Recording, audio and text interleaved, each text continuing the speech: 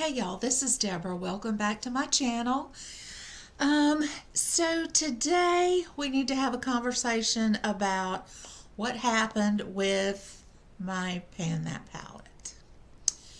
So I was going to pan the Essence Salut Paris palette, and the second time I wore it, I had a lot of irritation. I felt like if I could just take my eyeballs out and wash them off, I would feel better. So I decided that that was probably not the best way to do that. So I've been thinking the last few weeks about whether I wanted to do the pan that palette or whether I wanted to just skip it. But I keep coming back to this other palette, and so I'm gonna dive in and we're gonna give this another go. So the theme is size matters, and supposed to choose a large, bulky, awkward, some kind of palette. None of my palettes are large palettes. My biggest palette is the Mercury Retrograde palette that has 18 shades in it. My strangest shaped palette is about this big around. It's a circle. It's not that awkward. It only has 11 shades in it. It really isn't a big deal. Sorry, my son's cat's playing with the plastic bag.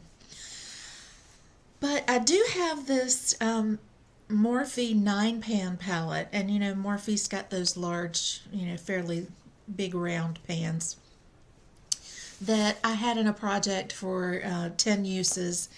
And the day that I recorded the 10 uses goal met update, I knocked it off the desk, and the plastic that holds the hinges on broke.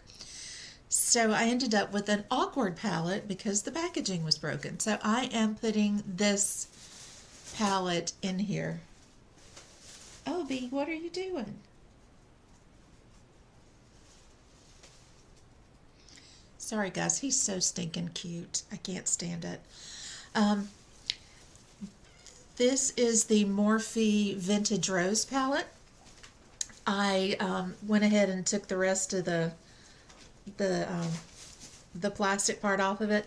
I put a bunch of magnet stickers on the back of it, and it actually fits perfectly into my magnetic palette. So that's kind of how I'm keeping this safe right now.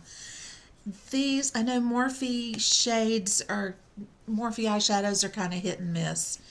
But these are really creamy soft, just really pretty shades. Even the shimmers are not like glitter bombs.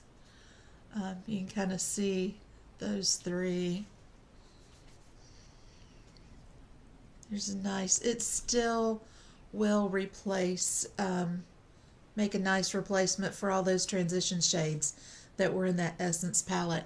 But I've used this palette 24 times, and I think I'm going to be fine with this palette.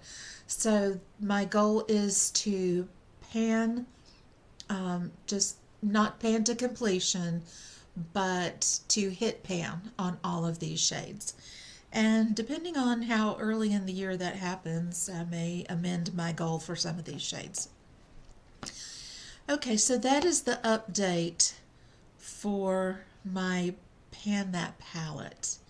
I hope that everybody thinks that's a good idea. If you don't think it's a good idea, let me know. Put it down in the comments. While you're down there, hit subscribe, hit like, hit the notification bell so you don't miss any content. All right, thanks, and I'll talk to y'all next time. Bye.